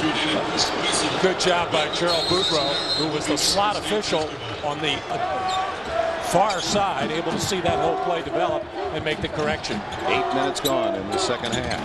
The University of Texas, the top seeds, lead by 7 over 7th-seeded Michigan State. Terrific defense by Texas. Ballinger can't hit. Anaganye misses the follow. Anderson misses. Anaganye misses. 4 straight misses. And now the scramble, and they tie it up. Arrow belongs to Michigan State.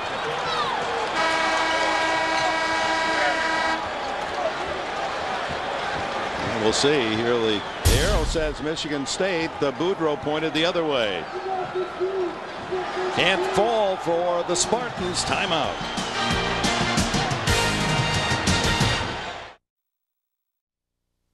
CBS Sports exclusive coverage of the Men's Basketball Championship is sponsored by Enterprise Rent-A-Car, McDonald's, Miller Lite, and by HP.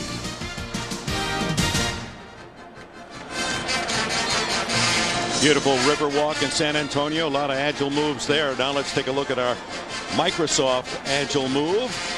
And when TJ Ford's on the floor, you're going to see some agility and a great pass to Royale Ivy, our Microsoft agile move. Now let's see what kind of move is made over at the scorers table. The arrow at the time of the scramble and the tie-up was pointing toward Michigan State, and it seemed as if Texas did get the last tie-up. And then there's a bit of confusion, Armin. Yeah, it's a little confusing, Dick. Let me read to you what I wrote down that I was just told by the official scorers here at the table. They went to the arrow on the inadvertent whistle. There was no team control. That means the ball, ball went to Michigan State. No, excuse me, the arrow goes to Michigan State. There's a jump ball. On the jump ball, that goes to Texas because of the arrow. Texas has it. Can I go back to you, Harmon? Would you read that one more time? Yeah. Oh, that clears it all up. They went to the arrow here on the inadvertent whistle. No team control. Well, go to the arrow, ball goes to Michigan State. There was a jump ball. On the jump ball, the ball goes to Texas because of the arrow. Well, it worked out okay because Michigan State does get possession. 11.5 minutes to go. And Texas with a 7-point lead and a foul is going to go against Anaganye away from the ball. And that's already 10 fouls on Michigan State, 4 committed by Texas. Anaganye in there trying to set a big hard screen on TJ Ford, who was going on the top side of that pick to try to catch up with Chris Hill. Anaganye, who got some minutes in that 2000 National Championship game when the Spartans beat Florida for the title. He goes out. Both coaches are saving their timeouts. They both have 4 left. And they're not going to use them until it gets to be really crucial down toward the end of the game. And plenty of time, 11:15.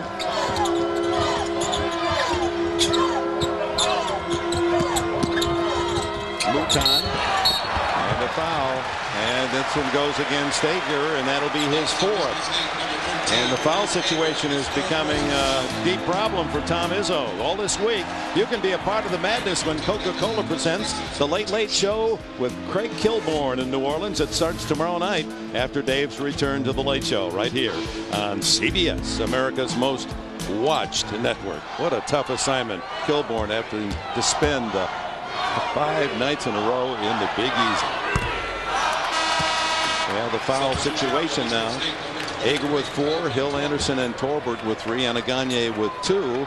But just as important, already Texas in the double bonus, and Michigan State needs Texas to commit 3 more fouls just to get in the 1-1. Brandon Mouton having a tough offensive game as far as shooting the ball from the field. Just 3 for 10, but he's got that scorer's mentality. He'll find a way to get to the free throw line. He's 5 for 8 there. 59-51, Texas by 8 with 11 minutes and change to go. And a long stretch on the bench for James Thomas for Texas, who picked up his 3rd foul early in this second half. And of course, Rick Barnes is going to determine his re-entry based on time and score. And if Michigan State can pull a little closer in this game, that'll get Thomas back in. And that little break that Izzo was campaigning with one of the officials for a whistle.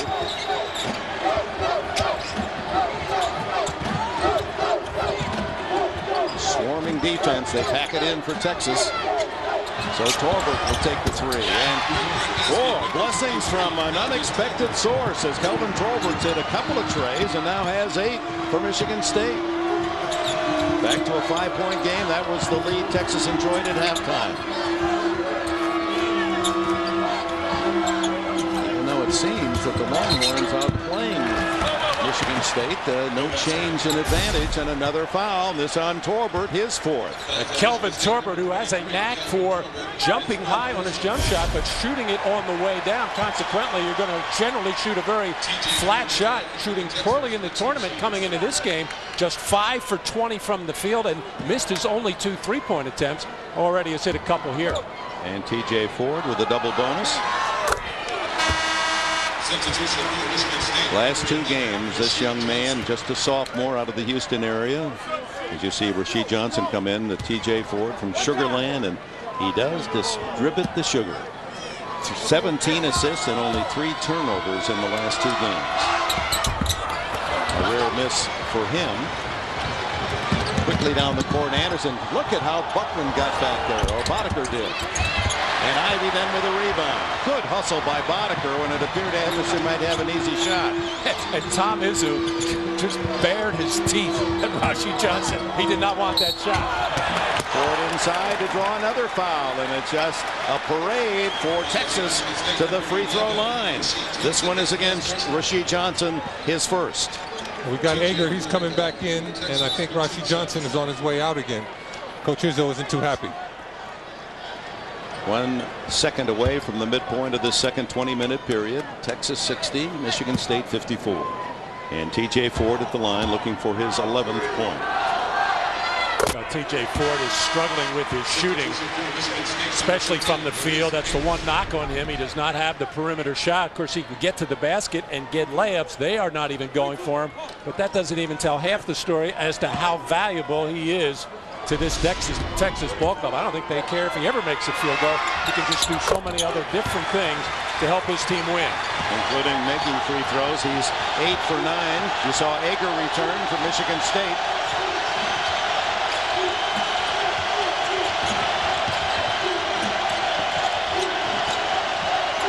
Davis clots on him. Good defense by Texas. TJ Ford looks to his coach Rick Barnes, says, I got exactly what you want, coach. I got it worked out. Long three, and the rebound to Hill. Ahead to Anderson. Lorbeck, after a good early start, has been fairly quiet, and there's an over the back on Boddicker. His second. Texas, number 33, Brian Boddicker, his second personal foul. Only the 5th team foul on Texas, so Michigan State will play it from the side, or actually underneath, as Chris Hill will toss it in.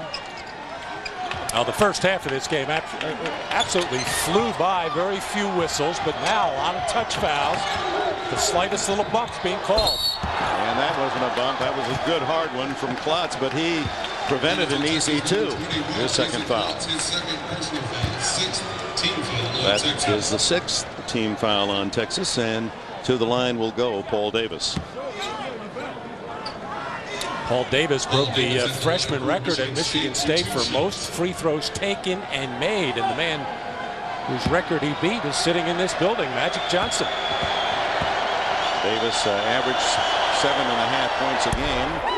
Shot 2 out of 3, 66% from the line as James Thomas returns, and Jason Klotz gets a hand as he goes out.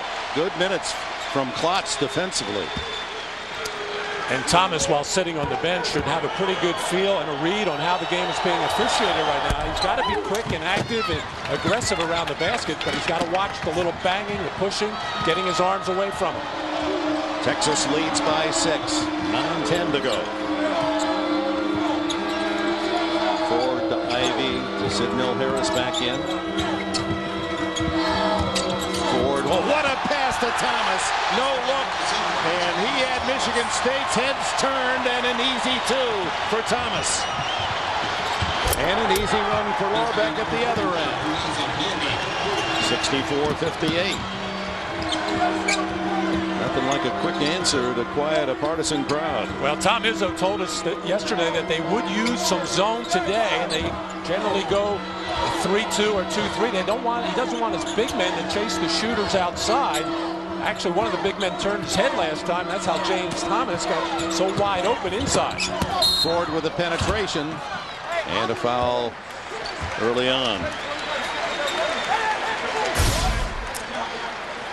Here against that zone defense, and James Thomas sneaking behind the back defender there. And there it is right there as Chris Hill just went down there. They're in his zone defense. He got back out. And I think when you're not used to playing zone defense, you really don't have your slides down, and you wind up getting a lot of easy baskets. But I think that Tom Izzo just looking for something to get a little spark for his team. To get a stop, get a rebound, get out and go and get an easy basket so they don't have to grind out in the half court. Points keep rolling up for Texas from the free throw line. Just an average free throw shooter. Thomas at 61% makes his first. He's now 2 for 4, makes both of them, and back to an 8-point lead go the Longhorns. Clock ticking down. 8:18 from New Orleans.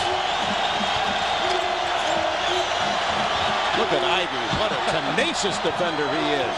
He's shut out all the top shooters around the Big 12. He's been just as tough in the tournament. Look at him. He's all over the Spartans. Davis takes it inside against Thomas. It counts, and a foul on Thomas. That's a very important foul right there, because now Thomas has to play a lot more tentative if he doesn't want to foul out. It's his fourth. Comes with just under 8 minutes to go.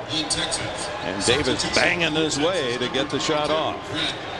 Thomas goes out and Buckman returns. And Paul Davis likes that move from the right block going over his right shoulder. That's kind of type of play that he made for the game winner on Friday night. And Davis now in double figures with 10 points. Texas back by 5.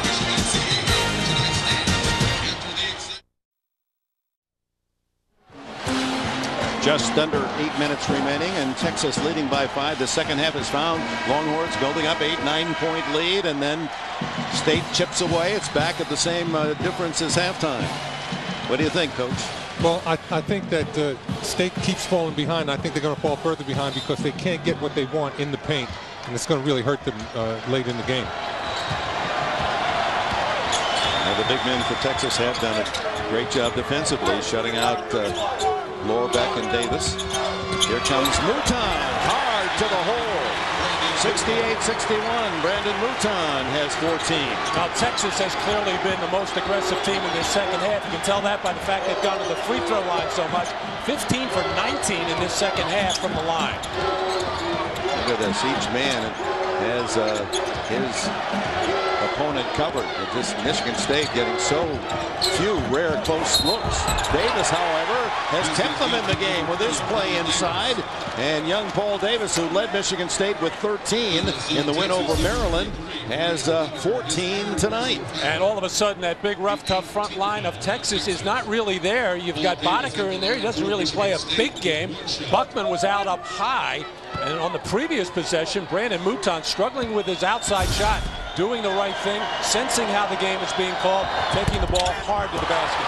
Spins out for Davis, who's 6 for 10 from the line. 5-point Texas advantage.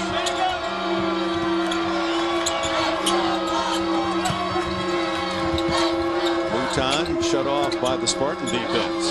Back out to Ford. 7 minutes to go. 10 on the shot clock. Ford will take a 2. TJ Ford. He has 14. His average on the year 15. He really stepped into that one. I don't think he likes being disrespected like that by Chris Hill, who's backing so far off to give him that outside shot. Hill gets a pick and he tries a 3. And that'll be on Davis of Michigan State. He could not get position and picks up his second foul. And TJ Ford in the backcourt. I don't know if he got hit on the follow-through by Chris Hill on that jump shot, or is it Lorbeck coming across here? Yeah, Lorbeck coming across, like he may have caught the shoulder of Lorbeck into the head area and eye area of TJ Ford. Nods his head to the official. He's okay, he says. Plenty physical, and that was to be expected in this game. At the line is Brad Buckman looking for his 7th point.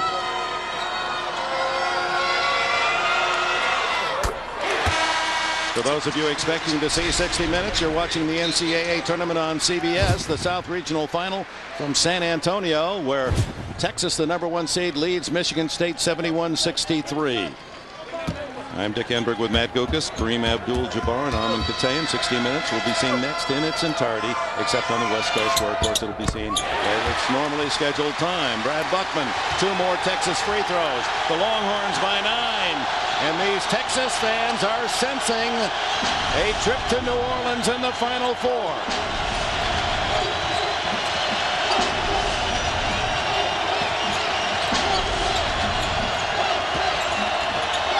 Davis into the paint. It won't roll. Rebound Ivy. TJ. Beautiful block by Davis as he denies Buckman. Hager inside, and he is fouled. A little extra push and shove, and Buckman helps up Ager will go to the line. Yeah, Boddicker got this ball in a tough position, didn't really have his feet set, consequently put up a soft offering, so that one was easily blocked out, and then the trip from behind by TJ Ford sending Ager sprawling. It's the third foul on Ford. He's limping as he comes back into his position. Maurice Ager looks for his 7th point. Well, it's the dream of these kids. Marquette in Kansas fulfilling their hopes to go to New Orleans in the Final Four with victories over #1 seeds yesterday. Syracuse earlier in Albany defeating a #1 seed Oklahoma. And the final spot in that last 4 goes to the winner here in San Antonio. 5:57 left. Ager with a pair. He has 8 in the game. And Michigan State trails by 7 as Bograkis, the defender, comes in. Hill will get a breather. Bograkis was a starter in the middle of the season back in January. Averages less than 2 points a game, but he hustles on defense, makes things happen. Izzo looking that maybe he can pick off a pass. Inside to Buckman. He scores and he's fouled by Lorbeck. A power move by freshman Brad Buckman. Brad Buckman having a terrific outing. Normally he's a complimentary player to James Thomas, does a lot of the heavy lifting there as far as moving bodies around, but with Thomas today in foul trouble, Brad Buckman doing it at both ends of the floor. 10 points for him, looking for 11, and a 10-point Texas lead. His high for the year, 15. Biggest lead of the second half for Texas, 75-65.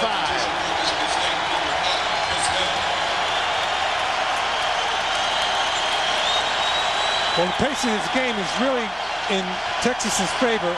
When they get up and down the court quickly, there's a lot of opportunities out there, and they've been able to take advantage. Texas is falling back into a zone right now, pretty much to protect TJ Ford with those 3 personal fouls. Chris Hill for 3. On the money for Michigan State. 75-68. Hill with 7.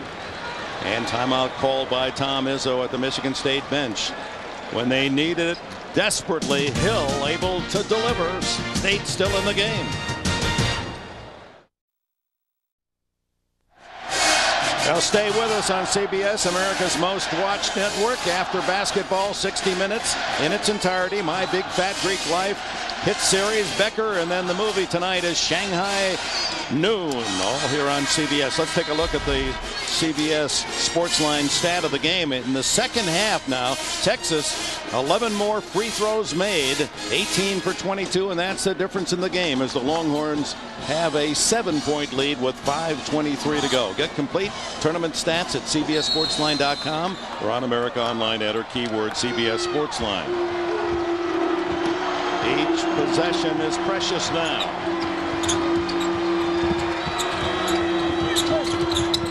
Mouton. Pass is errant and picked off by Hill.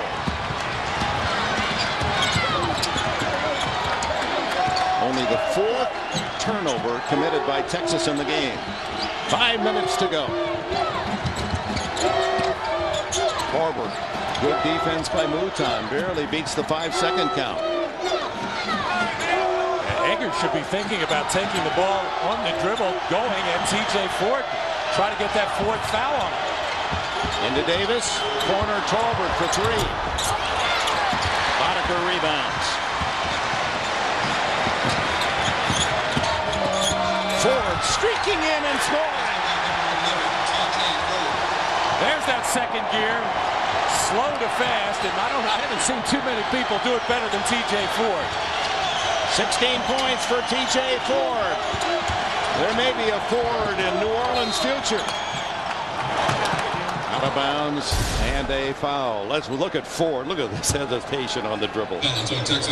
Able to knife in between the 2 big defenders there. He just has that extra burst of speed as his teammates starting to sense things going Texas way, but still plenty of time left. And I think Rick Barnes is really battling himself right now, whether to play man-to-man, whether to play zone. The last time they went zone, they gave up that three-point shot in the corner to Chris Hill.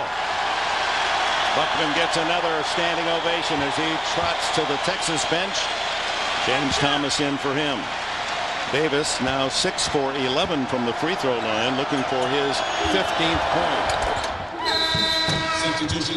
77-69, an 8-point advantage. Tom Izzo takes out Davis and Ager, brings in Rasheed Johnson and Anaganye. Reminder, 60 minutes in its entirety will follow. This is the final regional, the last of the 4 teams that go to New Orleans in the Final Four. The winner will meet Syracuse next Saturday. Coach Izzo has gone with Rasheed Johnson, and he's going to try and contain Ford at this most crucial time of the game. Under 4 minutes to go. They'll use as much of the 35-second clock as they can. Johnson trying to stop Ford, fall away, draws the foul. It'll be on Johnson. He's just impossible to defend on the dribble. May not make the shot, but how do you not foul him? But Dick, that's the last thing you want to do is foul him. You want him taking shots. Obviously, you don't want him laying the ball up uncontested, but if he's going to take and make shots, you're going to live with that. There's his support group, his parents from the Houston area.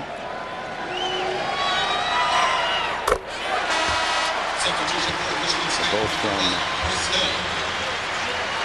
Sugar Land. He went to Willow Ridge High School, and a lot of parents, Leo and Mary. You can tell Mom, she's into it. Well, that's one of the big reasons why T.J. Ford wanted to stay close to home. He's very close to his family and wanted them to be close to him. 18 for Ford, 9 assists, Texas by 10.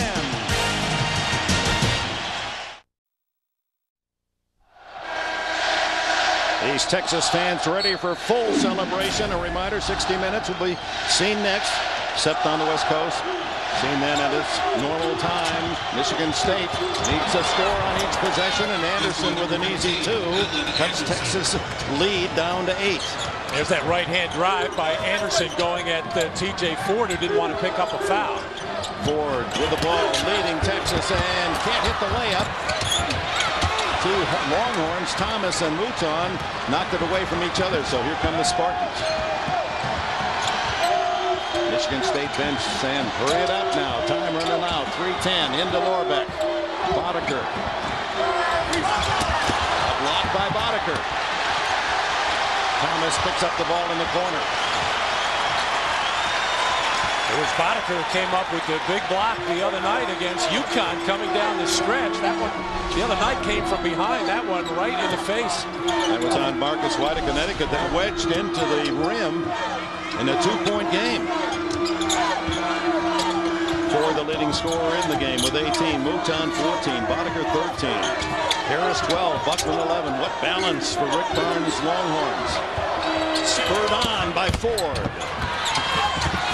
Lorbeck among the crowd. Spartans break out. Chris Hill for 3. It touched 360 on that one. Anderson did a great job of seeing who was down court and caught Hill just as he needed to get caught for the 3-pointer.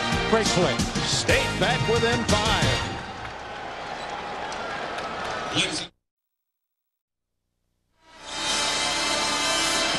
Texas unable to get back effectively in transition defense, and Kareem, as you pointed out, an outstanding cross-court pass from Anderson, and this one goes all around the world and drops for Chris Hill. Shooters roll.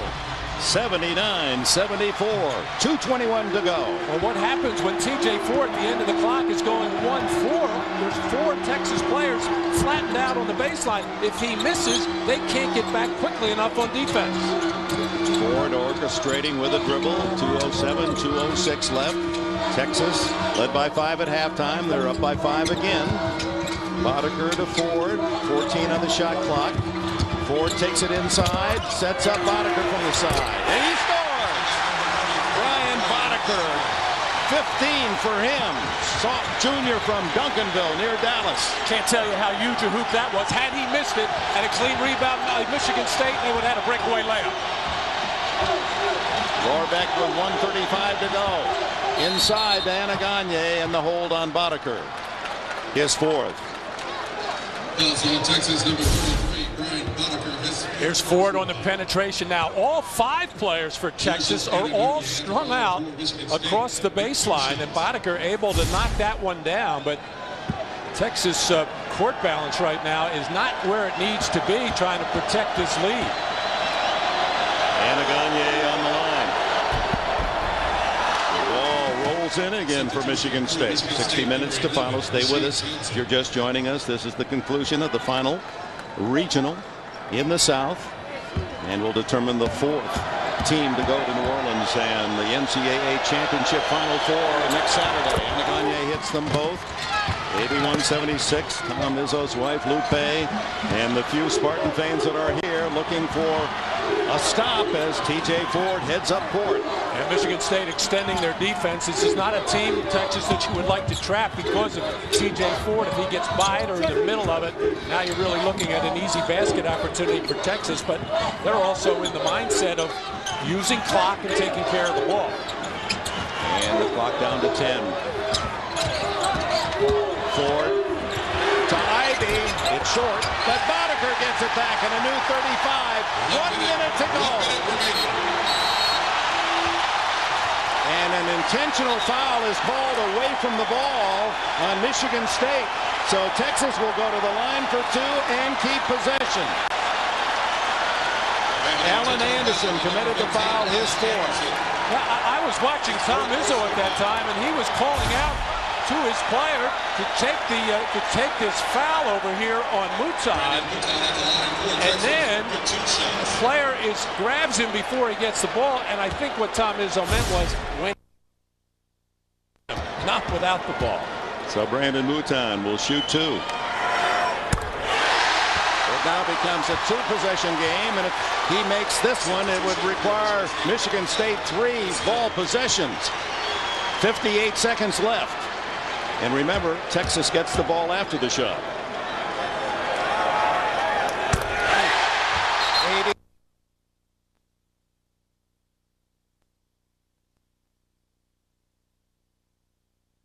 For basketball, I was a racing fan on Saturday nights. I go down to the Hickory Speedway, watch them race cars on the red clay.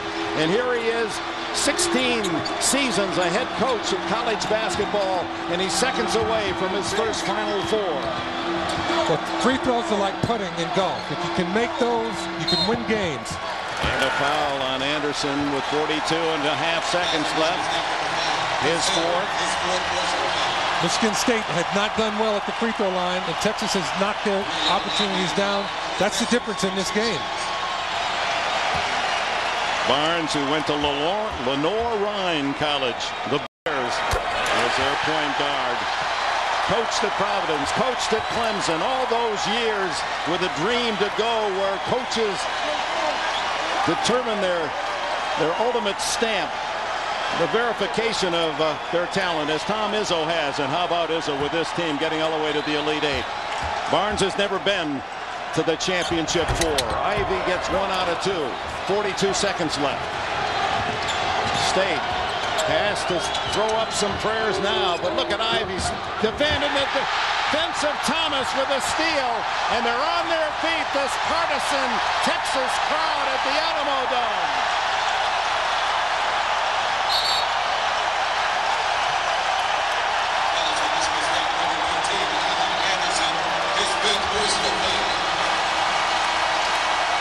It looks like the burnt orange plains in late September in Texas. Anderson has fouled. He's out with 9 points.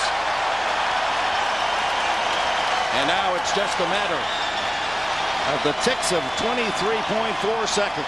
And Texas will go to the Final Four for the first time in 56 years. Last time they went, there were only 8 in the tournament. That meant you win 1 game and you were in the Final Four back in Slater Martin's day in the 1940s. Well, this is a proud moment for Rick Barnes and his program. Texas, during his reign the last 5 years, trying to climb the ladder, and they've been doing it slowly but surely. And now getting to the Final Four, it's a matter of trying to change the culture from football, not necessarily football to basketball, but the fact that Texas can be both a football and a basketball school. And baseball and swimming and diving. Marquette will play Kansas next Saturday. Texas will meet Syracuse. And T.J. Ford, the virtuoso point guard at the line. And can't make the final touch, but Thomas rebounds. Look at him fight to the final second. Adam Gagne and the Spartans finally tie him up with 18 seconds left. Arrow does point to Texas. Hasn't it all night long. The #1 seeds in the South have played to their seeding. Climactic seconds coming up.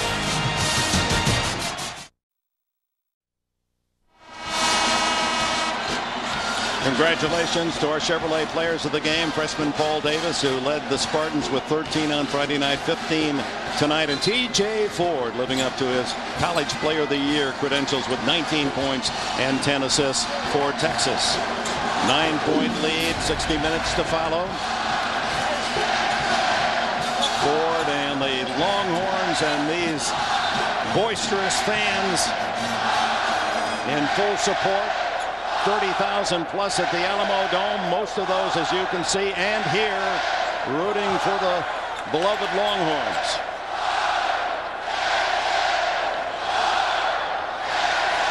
I don't know what the delay is here, but finally. Well, it should end in his hands, wouldn't you think? If you write the script properly, T.J. Ford will dribble it out to the cheers of the Texas faithful.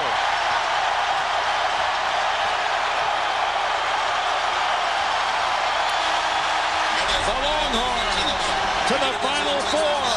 You better widen the dance floor. This is a big, bulky group of rebounders and scorers that are going to New Orleans.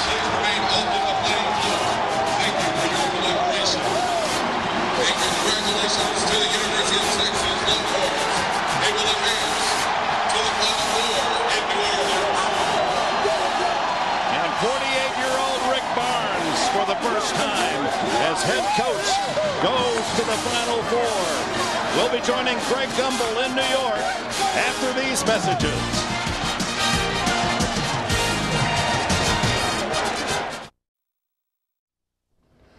Welcome back, everyone. I want to remind you tonight on CBS begins with 60 Minutes, followed by My Big Fat Greek Life, Becker, and the CBS Sunday movie Shanghai Noon, starring Jackie Chan and Owen Wilson. It's all here on CBS, America's most watched network. Texas, the #1 seed, the only #1 seed, headed to the Final Four with a win over Michigan State, back to San Antonio, and Armin Katayan. Armin. Thanks, Greg. Rick, your first trip to the Final Four, your program's first, the school's first since 1947. What was the big difference today behind this trip to the Big Easy? Well, we knew it was going to be a hard-fought game with Michigan State, and we stayed with it. Every time they would make something to happen, we'd come back and we had an answer on the other end, and I'm really happy. It goes back to what I've said all year. We've had a different guy. Brad Buckman came in big for us today, and just a great win, and obviously I'm happy for these guys. Well, tremendous effort. Congratulations. Greg, back to you in New York. All right, Armin, thank you. Congratulations indeed to the Texas Longhorns. The Final Four is complete. Here's a look at the 2003 Final Four bracket from the NCAA and its corporate champion, Coca-Cola. The Midwest will play the West, the South against the East, and the winners, and headed for New Orleans, Marquette and Kansas, Texas, and Syracuse. We will be in New Orleans on Saturday for the Final Four showdown at 4 Eastern time as we set the stage in the Superdome for the national semifinals that will come your way beginning at 6 Eastern. And then 1 week from tomorrow night, CBS Sports will bring you the national championship. Our coverage begins at 9 Eastern time with prelude to a championship. We hand out our thank yous to our research crew back here who keeps us tied with everything going on. We thank Quinn Snyder, who filled in admirably whenever Clark was wrong. We appreciate it, Quinn. We enjoyed having you here. It was a pleasure having you in here with us. And for Clark Kellogg, I'm Greg Gumbel. For all of us here at CBS Sports, I'm Greg Gumbel. We'll see you from New Orleans next Saturday.